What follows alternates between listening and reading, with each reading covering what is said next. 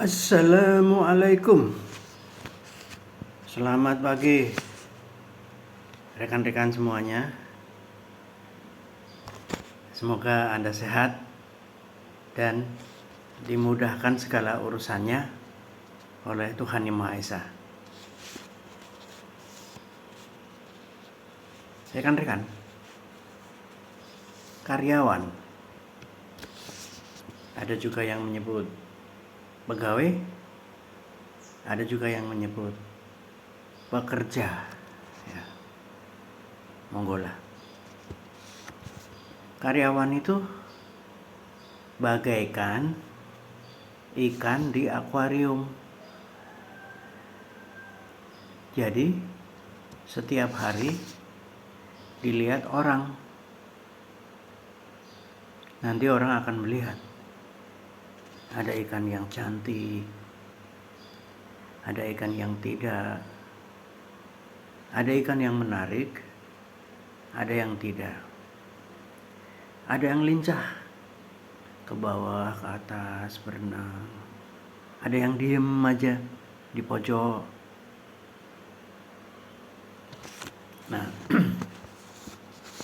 oleh karena itu, kesadaran yang pertama kali harus kita tancapkan di otak dan hati itu adalah kesadar bahwa kita itu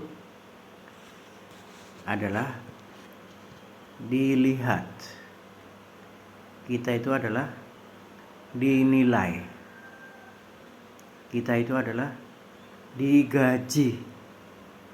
Mau apa lagi? Itu fakta. Kita dinaikkan pangkatnya, mungkin diturunkan pangkatnya. Kita kadang dipuji, kita kadang di punishment atau kena hukum. Ada 4 golongan karyawan. Yang pertama itu adalah lama tapi kerjanya biasa-biasa aja. Yang kedua, sebentar tapi kerjaannya luar biasa. Yang ketiga, lama dan kerjaannya luar biasa. Otomatis yang keempat adalah sebentar tapi kerjaannya biasa aja. Kembali, kita itu dilihat, kita itu dinilai, kita yang digaji, dinaikkan dan diturunkan, dipuji ataupun dimarahi. Apalagi hari gini ya, yang namanya CCTV itu udah ada. Yang namanya aplikasi lewat Android untuk mendeteksi keberadaan Anda itu gampang banget sekarang. Apalagi nasabah Anda, tamu Anda, customer Anda, dan pembeli-pembeli Anda itu adalah cerminan bagi perilaku Anda di lapangan. Untuk yang operasional ada, itu adalah vendor-vendor. Kalau Anda bagian pembelian, vendor-vendor supplier itu adalah data informasi mengenai perilaku Anda di dalam pekerjaan Anda. Jadi nasabah, customer, penyedia jasa, semuanya merupakan sumber informasi mengenai perilaku diri Anda dalam pekerjaan Anda. Ini saya cerita sedikit ya. Teman saya, sebut saja si Fulan, itu datang ke tempat saya. Dia pamit dan minta pertimbangan. Utamanya minta pertimbangan. Kenapa? Karena si Fulan ini tidak mendaftar, tidak menelpon. Tiba-tiba dia ditelepon oleh salah sebuah perusahaan lain di Semarang mengatakan begini, Pak Fulan, Anda sekarang jadi apa? Marketing Pak. Gajinya berapa? 3 juta Pak UMR. Anda mau kami gaji 2 kali lipat ditambah motor inventaris? Kalau Anda tertarik, kita akan plotting Anda ke jenjang yang lebih tinggi. Kalau Anda deal, anggap ini undangan. Minggu depan, hari Rabu, jam 9 kami tunggu. Kalau ada informasi, jenengan kabari kami. Nah, ternyata informasi mengenai kehebatan si marketing ini adalah dari pelanggannya. Karena si perusahaan yang mencari orang ini namanya headhunter. Jadi pencari kepala. Itu dapat informasi dari customernya di pasar. Oh, Bapak butuh ini, butuh supervisor. Itu aja, Pak Fulan aja. Itu orangnya bagus Pak. Pelayanannya enak. Orangnya juga cermat, teliti.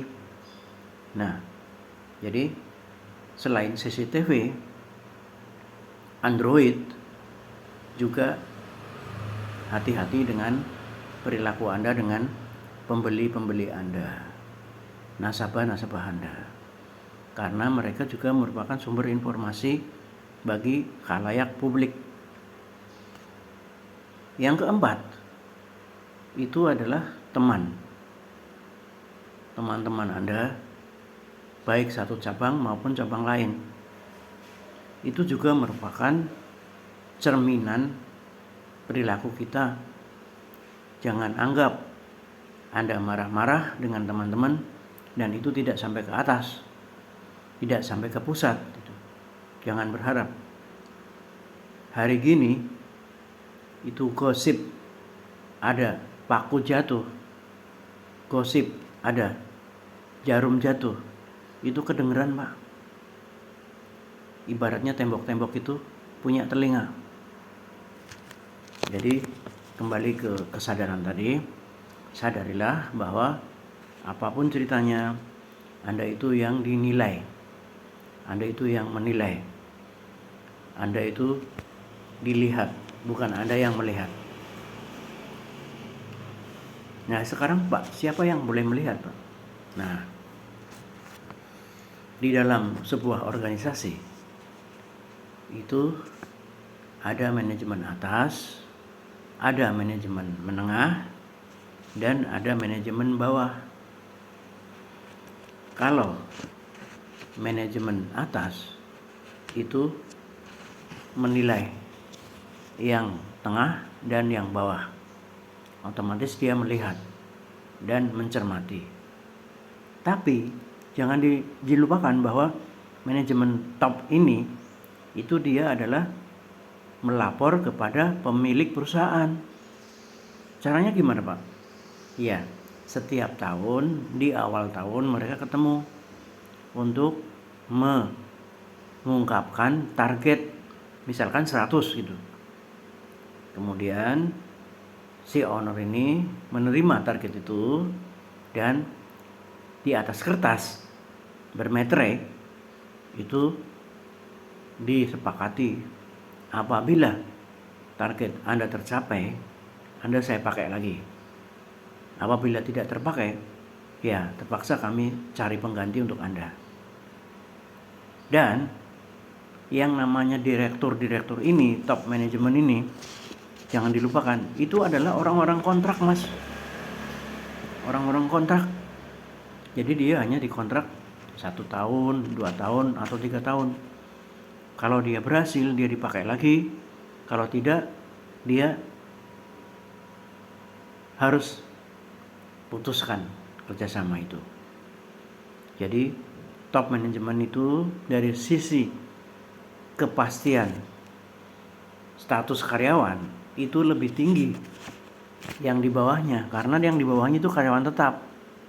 Itu yang perlu Anda tahu.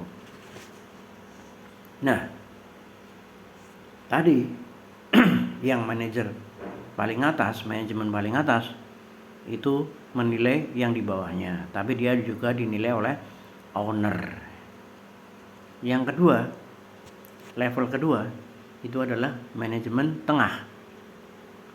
Manajemen tengah ini kalau Anda menjadi manajer, menjadi kepala divisi, menjadi direktur, ya, atau manajer departemen atau manajer proyek, tergantung jenis usahanya. Nah, karena posisinya ini dia di tengah, berarti dia melihat ke bawah, berarti dia menilai yang di bawahnya. Tapi sebaliknya, dia juga dilihat oleh para direkturnya yang di atasnya gitu.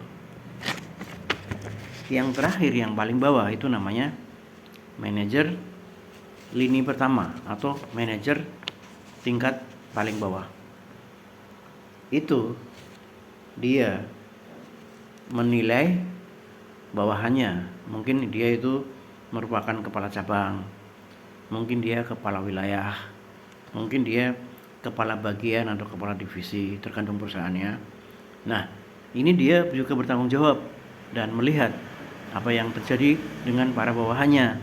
Tapi dia dilihat juga oleh atasannya yang berada di manajemen tengah tadi gitu.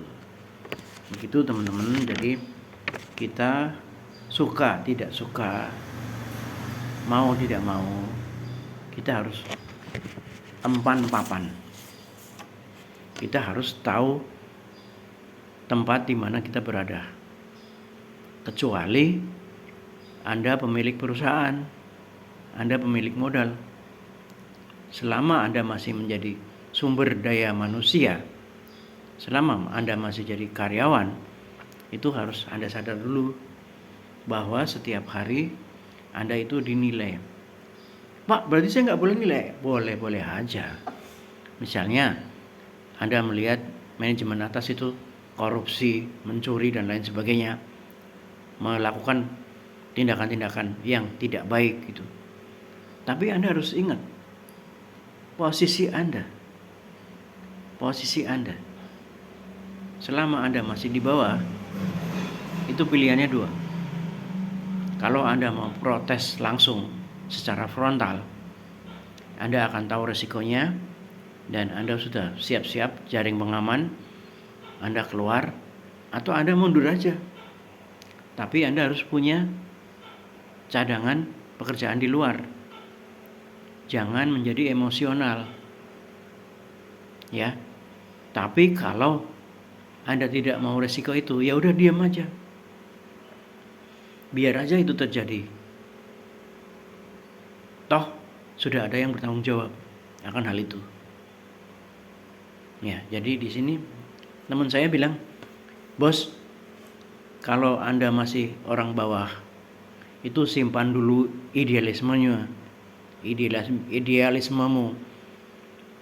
Anda ingin demokrasi, Anda ingin persamaan hak, Anda ingin keadilan, itu simpan dulu. Karena apa? Ada finansial yang kita butuhkan. Kecuali tadi, ketika Anda keluar, ya karena kan Anda nggak bisa melawan sistem. Ya mungkin itu perusahaan pribadi, perusahaan keluarga. Ya Anda keluar, tapi harap diingat jangan sampai Anda keluar nganggur. Itu konyol.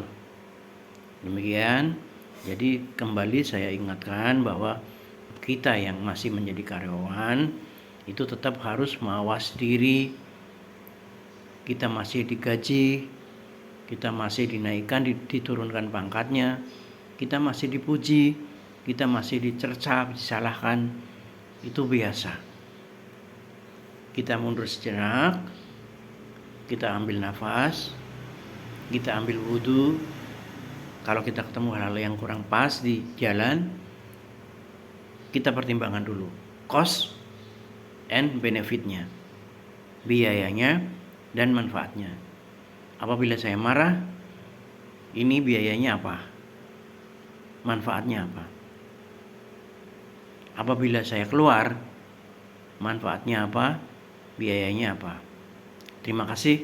Assalamualaikum warahmatullahi wabarakatuh.